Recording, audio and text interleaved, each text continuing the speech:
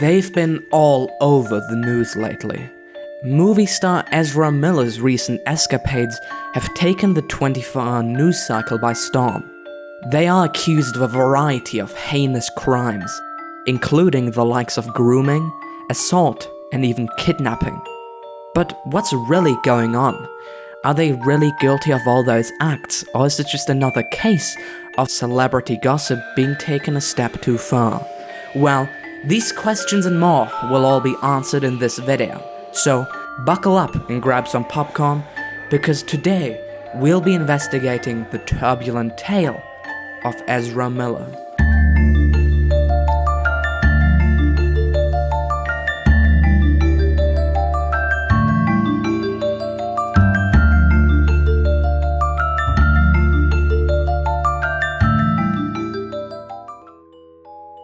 Ezra Matthew Miller was born on September 30th, 1992 in Wyckoff, New Jersey. Their upbringing was rather ordinary, being born as the youngest child into the upper-middle-class family.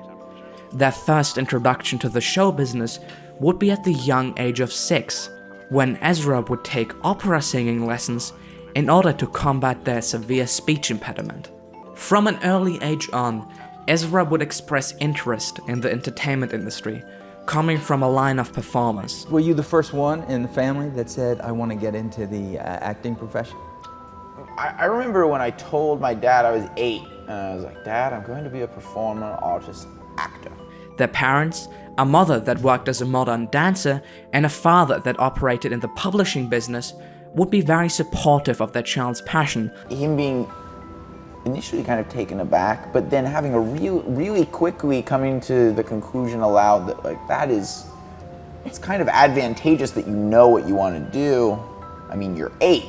Mm-hmm. If you think about it, you've got a significant jump start. And I remember when my dad said that to me, feeling like sort of like a mastermind, and be like, ha ha ha, the jump start I'll have on all these fools.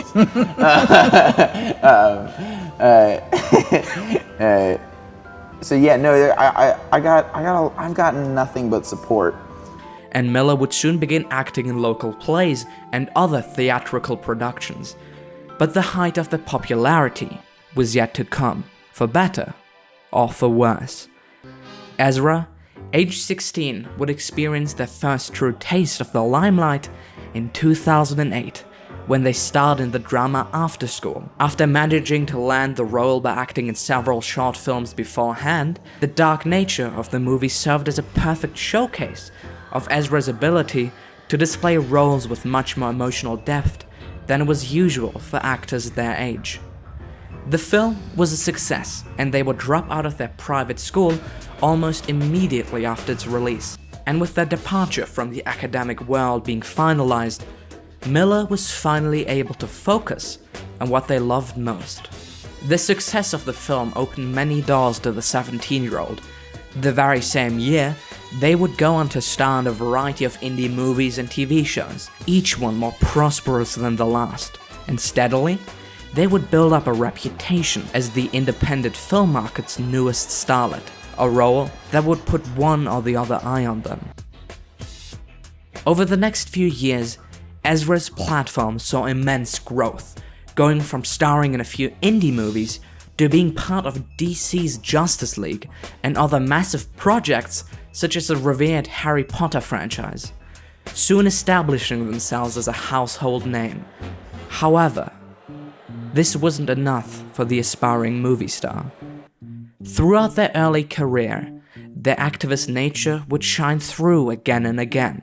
While other people their age would care about playing sports or their school life, Ezra would, despite their low age, already be deeply invested into the social and economical problems our world was facing.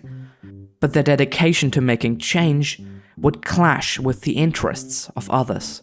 Well, I was arrested when I was 10 for spray painting "Stop Sweatshop Labor" on a Gap clothing store. I did it twice in a row. That was our mistake. That was our criminal error. Wait, you were First 10, time we man. got away with Go it. back. But in contrast to most other maturing adults, Ezra didn't want to give up on their beliefs and conform to society, but instead chose to use the success they had achieved in order to make the world conform to them. As soon as they had the chance, they would involve themselves in any project that they saw as important that came their way. Fans and critics alike respected Miller's activist nature, as it resonated strongly with the spirit of their generation.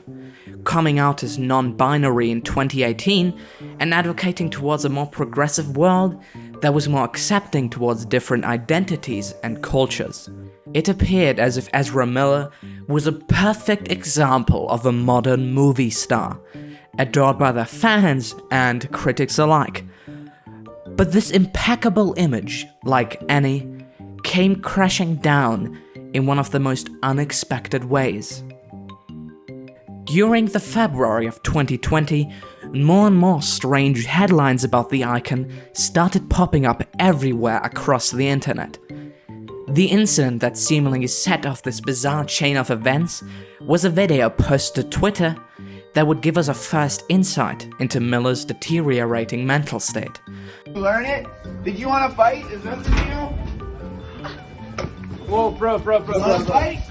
It displays a figure that can be clearly identified as Ezra violently forcing a woman into a chokehold and throwing them to the ground, accompanied by text that would provide some context to the events preceding the tangle.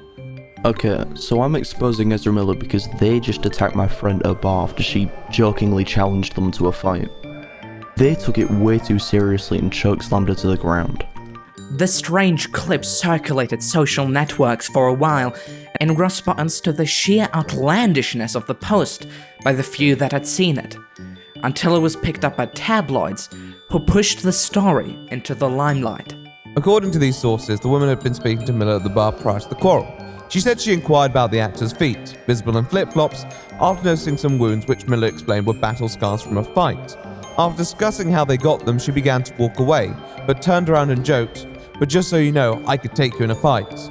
Miller replied, "You really want to fight?" And the woman told them to meet her in the smoking area in 2 minutes. Eventually, Miller confronted her outside the bar. "I think it's just fun and games." But then it wasn't, she said. When the clips of the incident first hit mainstream social media, most people struggled to fit it into the image they had of the idol. This behavior seemed completely out of the ordinary. Despite confusion online over whether the video was a joke, a source at the establishment has confirmed that this was a serious altercation. I would also warn anyone, no matter what your intention is, no matter how good your intentions are, or what your relationship is to the other party, you should never grab somebody by the neck. That is serious. It looked like it could have been him. I don't know if it was him. Physical assault is an arrestable offense. If it's true, looks like he needs some anger management. I mean, look. It's very bad. April Fools? Even if it was largely inconsequential, people were in the doubt that the entire context of the event had been presented and hoped to get a statement soon that would clarify or even justify the oddly violent transgression. But unfortunately, nobody made amends to the incident, leaving the stage for only one of the parties to decide the narrative. But in the end, no charges would be pressed, and Ezra would get off scot-free. What seemed to be a simple slip-up of a person who merely took something the wrong way would spark the media's interest in the celebrity, and would set the stage for more peculiar allegations about Miller to gain traction. What to do with a problem like Ezra? I'm getting progressively more worried. Reportedly unable to locate a mother and her 3 younger family members, Ezra Miller has been arrested again. You do not need to be developing relationships with 12 and 14-year-olds. The old woman was hit in the forehead, leaving a half-inch cut. That is not even suspicious, that is just wrong. Shortly after 1 o'clock this morning at a home in the Leilani Estates. Although the events presented earlier would be eclipsed by Ezra's role as the Flash in DC's Justice League and several other appearances, an altercation in Hawaii would contribute to the pattern of behavior that had started only 2 months earlier. A police report of the incident stated that on Sunday, March 27th at 11:30 p.m, South Hilo patrol officers responded to a report of a disorderly patron at a bar on Silver Street. During the course of their investigation, police determined that the man, later identified as Ezra Miller, became agitated while patrons at the bar began singing karaoke. Miller began yelling obscenities and, at one point, grabbed the microphone from a 23-year-old woman singing karaoke, and later lunged at a 32-year-old man playing darts. The bar owner asked Miller to calm down several times to no avail. Miller was arrested and charged on both offences, and the total bail was set at $500. However, the bail would quickly be provided by a couple Ezra had been sharing residence at the hostel with. But the peace would not last long. In spite of their generosity, the star would return home very angrily, bursting into their bedrooms and threatening to kill both partners. According to the couple, Miller said that they would quote-unquote bury them, and called the wife several profanities after stealing their wallets and credit cards, among other things. After the newlyweds got Ezra to leave their homes, they would immediately file a temporary restraining order, requesting that Miller was not allowed to contact or meet them in any shape or form, which was accepted by the courts. But not even this would be the finale to Ezra's exploits into the street fighting world. A mere 21 days later, they would again be arrested in Hawaii for assaulting a woman at a private party by slinging a chair into her face after being asked to leave the get-together, causing her head to be wounded. After making their getaway, Ezra was arrested in a traffic stop, but was later let go pending further investigation. This extremely bizarre and extremely public streak of over-the-top violent behavior towards individuals who hadn't really done anything wrong may have not been enough for Miller themselves to put an end to their behavior, but it would set off alarm bells for any studios they were still working with.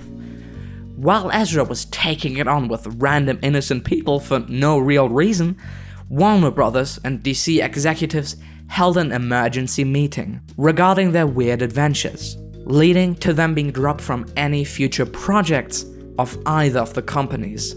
Despite the severity of the situation, neither Ezra's team nor they would make any form of statement about what had happened to the public, leaving people to only guess what may have been the reason for their behavior. While these events are admittedly pretty funny due to their bizarre nature, our response that was shared with most of the news recipients, the following accusations, would be anything but comedic. The arguably most serious acts the court of public opinion has convicted Ezra of is the alleged grooming of the 18-year-old Native American activist Tokata Gibson Iron Eyes. These accusations are very bloated and can get pretty confusing at times, so let me try to lay it out for you.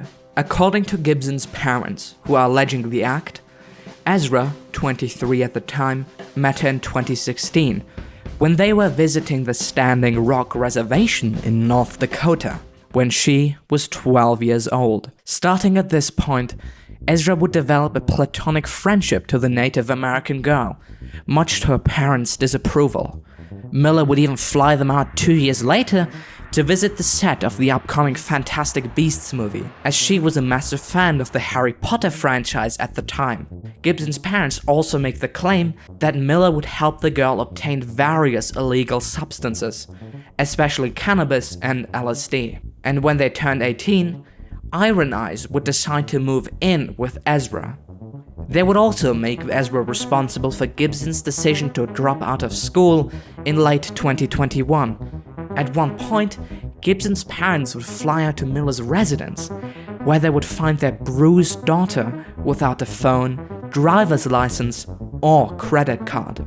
In the docs, Gibson's parents state, Ezra uses violence, intimidation, threat of violence, fear, paranoia, delusions, and drugs to hold sway over very young adolescent Gibson. The only rebuttal we would receive were a few Instagram posts made by Iron Eyes. I'd like to say that it's nobody's business and that no one is owed a story. or an outcome. This is my life. These are my decisions. And I'm disappointed in my parents and the press in every way. Who seemed to strongly disagree with the way their parents had framed what had happened. In the response, Gibson denies every allegation levied against Ezra, claiming that their parents' actions against Miller was a result of transphobia. I am in no way or under any circumstances have ever been during my short-lived adulthood in need of a conservatorship. My father and his allegations hold no weight and are frankly transphobic and based in the notion that I am somehow incapable of coherent thought, or opposing opinions to those of my own kindred, worrying about my well-being. I am now aware of the severity of emotional and physical manipulation I was made to endure while in my parents' home. When courts tried to locate Ezra, they were nowhere to be found, and have been running from the law ever since. While there are two sides to every story, the odds seemed stacked against Ezra, as more and more information among the previous lines would come forward. On the 16th of June, the Daily Beast would publish an interview with an alleged 12-year-old victim of Ezra's and their parents. On the evening of February the 2nd, the trio contend that Miller was present at the downstairs neighbor's home in Greenfield, which is located about 40 miles from the actor's ranch in Stanford, Vermont. The family mentions an arrangement of weird events, including Ezra threatening the father with a gun after he had disagreed with them on their opinion about cultural appropriation. Miller angrily calling the mother a vampire over and over again because he had chosen to dress goth, and making the 12-year-old child very uncomfortable. They reportedly told the crying mother, "I've talked extensively with your child, and they have a lot of power to them. At one point, you're going to realize that you don't have any control over them anymore. They're an elevated being, and they would be lucky to have someone like me guide them." Miller then came back to the child and allegedly began pestering them with compliments, at one point moving their chair closer to them, requesting that they add the actor on Instagram and telling the child to pursue fashion. They automatically were just weirdly drawn to me and kept talking about how they love my outfit and love my style, and kept going on and on about how it was great. It was really uncomfortable. I was really nervous. I was scared to be around them after they'd yelled at my mother and she was crying. They would also offer the child a variety of gifts, including the potential purchase of a group of horses after they had expressed interest in the animal. The culmination of these strange occurrences led the mother and her child to be granted a temporary harassment prevention order against the actor, which brings us to today. On August the 15th, Ezra Miller finally broke their silence.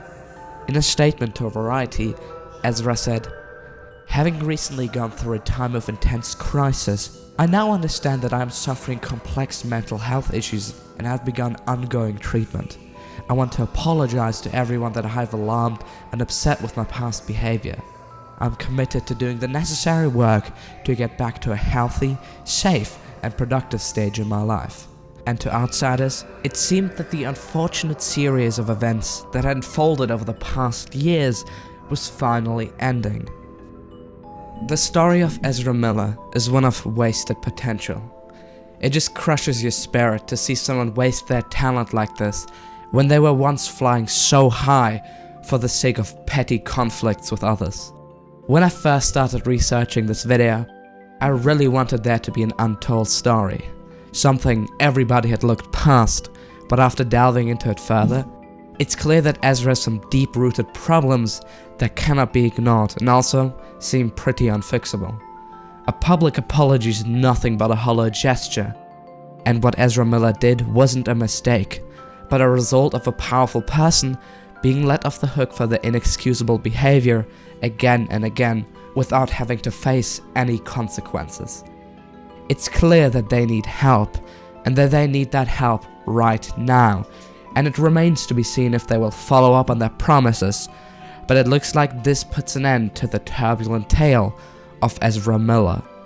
For now. This is Jay Contrary, signing off.